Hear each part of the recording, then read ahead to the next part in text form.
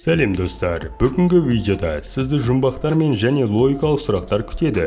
Егер сіз олардың кем дегенде жартысын тапсаңыз, сіз өзіңізді 70% адамнан гөрі ақылдымын деп санай аласыз. Әдеттегідей, неше сұраққа жауап бергеніңізді пікірге жазып кетіңіз. Сіздермен бірге біз бәрі бар арнасы. Номер 1 сұрақ. Орманда серуендеу кезінде Марк ұрлап кетті. Ол қараңғы жертөледе оянды. Кенеттен жұмбақ дауыс естілді. Ол бостандыққа тек қиын жұмбақты тапсаң, бұл жерден аман шыға аласың деп айтты. Тапсырмаға келсек, үстелде тығыны бар бөтелкеден кілтті алу қажет. Және алатын кезде екі шартты орындамаса, бұл жерден шыға алмайды. Бірінші шарт. Тығынды бөтелкеден ала алмайсыз. Екінші шарт. Бөтелкені сындыра алмайсыз. Кілтті қалай алуға болады?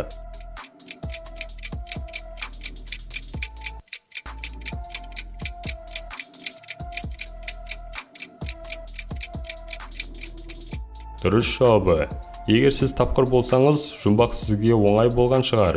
Кілтті алу қиын болмайды, себебі керісінше, тығынды ішіне итеруге болады. Содан кейін бөтелкені төңкеріп, кілтті ала аласыз. Осылайша екі шартта орындалды. Номер 2 сұрақ. Ерте ғасырда Марк патшаның затын ұрлады деп өлім жазасына кеспекші еді. Алайда патша шаруаға өзін орындау әдісін таңдау құқығын берді. Соттаушының алдында 3 бөшке тұр. Оның біреуін таңдағанда қарауылдар оны бөшкеге тастайды. Бірінші ыдыста улы қышқыл бар. Онда кез келген тіршілік иесі ериді. Екінші ыдыста 1 жыл бұрын атылған жанартаудан қалған лава бар. Үшінші ыдыста улы жыландар бар. Марк тірі қалу үшін қайсысын таңдайды?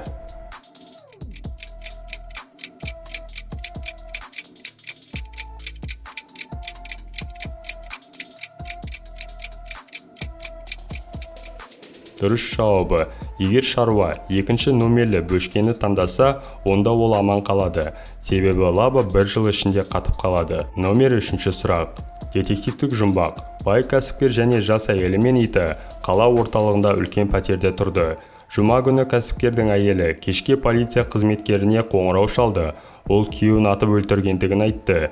Детективтер қылмыс орнына келіп, айғақтарды тексерді. Сонымен қатар олар кәсіпкердің әйелі мен көршілерінен жауап алды.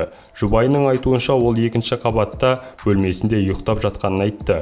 Көршісінің айтуынша тек атылған оқтың дауысын естідім деді. Полиция куәгерлерді тыңдап, кәсіпкердің әйелін ұстады. Неге? Және оның қылмысқа қандай қатысы бар?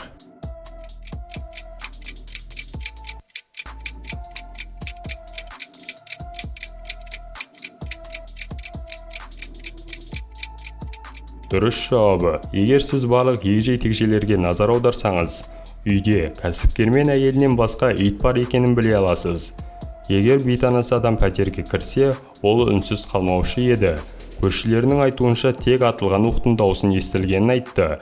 Осылайша әйелді жұбайының өліміне қатысы бар деп шешті. Номер 4 сұрақ. Аяжан мерейтойын атап өтті. Ол ең жақын құрбысын шақырды. Олардың әрқайсысы сыйлық әкелді. Бірінші құрбысы қымбат хош иістендіргіш берді. Екінші құрбысы сирек кездесетін былғары қолғап және үшінші құрбысы алтын білезік берді. Алайда сыйлықтардың біреуі Аяжанға ұнамады. Қай сыйлық Аяжанға ұнамады және неліктен?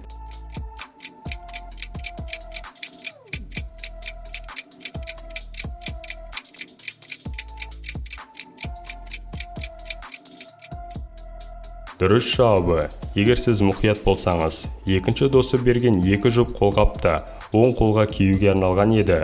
Сондықтан Аяжан оларды кие алмайды.